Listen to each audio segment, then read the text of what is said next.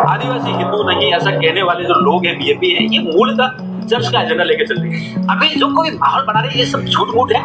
को किस प्रकार से निशानों पर लेते हैं। दूसरी यह बात भी है कि उदयपुर सांसद मुन्नालाल रावत कहते हैं कि ये देश हिंदू राष्ट्र के बिना चल नहीं सकता है। क्या अभी यहाँ हवा पानी यह रुक चुका है, जिसमें गृह मंत्री अमित शाह का बयान कुछ और आता है हिंदू राष्ट्र को लेकर, जिसे भारत आदिवासी पार्टी को ईसाइयों के एजेंट बताया जा रहा है। आइए दोस्तों, इन हर एक बिंदुओं को एक एक करके समझते हैं।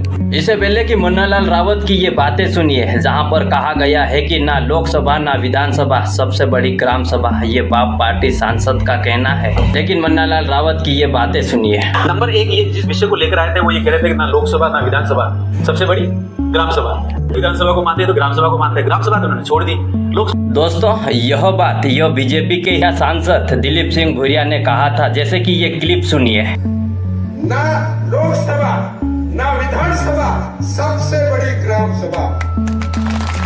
इससे पहले दोस्तों आपको यह बता दें कि दिलीप सिंह भूरिया यह रतलम, झाबुआ और अलीराजपुर के संसदीय क्षेत्र के सांसद रहे हैं और साथ ही इन्हें पेशा अधिनियम 1996 के पिता भी कहते हैं। जिस प्रकार से बिना अनुमति से ग्रामीण क्षेत्रों में कोई कंकड़ पत्थर अधिकारी नहीं ले जा सकता है, इसीलिए दिलीप सिंह भूरिया ने कहा था कि ना लोकसभा और ना विधानसभा, सबसे बड़ी ग्राम सभा। लेकिन मुन्नालाल रावत ने इसे उल्टा कर दिया है, क्योंकि किसी भी प्रकार से भारत आदिवासी पार्टी को चिढ़ाने में लगे हुए हैं। इसे मुन्नालाल रावत कहते हैं कि ये भारत आदिवासी पार्टी के सांसद राजकुमार रोत का कहना है, बल्कि यह सरासर झूठ है। दिलीप सिंह भूरिया ने यह कहा था।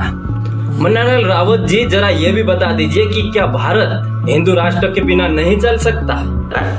भारत हिंदू राष्ट्र में चल नहीं सकता, ये मेरा मानना है। ठीक है, भारत हिंदू राष्ट्र के बिना चल नहीं सकता है, तो हम गृह मंत्री अमित शाह से पूछते हैं। गृह मंत्री अमित शाह जी, आप बताइए कि हिंदू राष्ट्र बन सकता है या नहीं? को हिंदू राष्ट्र के तौर पे देखते हैं? जरा भी नहीं।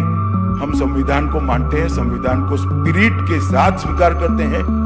गृह मंत्री जी, आपके ही सांसद उदयपुर के सांसद मुन्नालाल रावत कहते हैं कि यह देश हिंदू राष्ट्र के बिना नहीं चल सकता है। लेकिन अभी तक आजादी के हम 78 से 80 साल होने लग गया है, लेकिन देश चल रहा है। दोस्तों, हिंदू राष्ट्र के नाम पर जिस प्रकार से पाखंड फैलाया जा रहा है, धीरेन्द्र शास्त्री जी आप बताइए।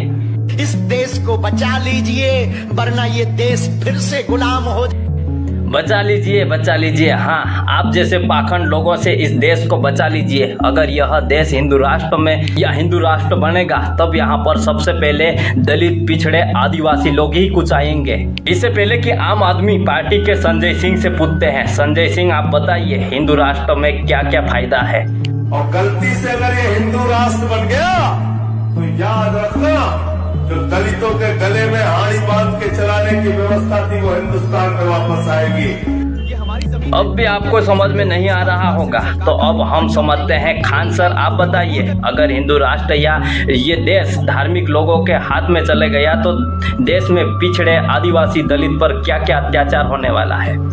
याद रखना, जिस दिन भारत धार्मिक लोगों के हाथ में आएगा, पहला निशाना बनेंगे दलित, छोटे जाति के लोग। पहला निशाना याद रखो, जब संविधान नहीं था, जब अंग्रेज नहीं थे, जब मुगल नहीं थे, ना दिल्ली सल्तनत का राज था, ना मोहम्मद बिन कासिम आया, ना गौरी आया, ना गजनबी आया, ना बाबर आया, ना दौलत दलहौजी आया।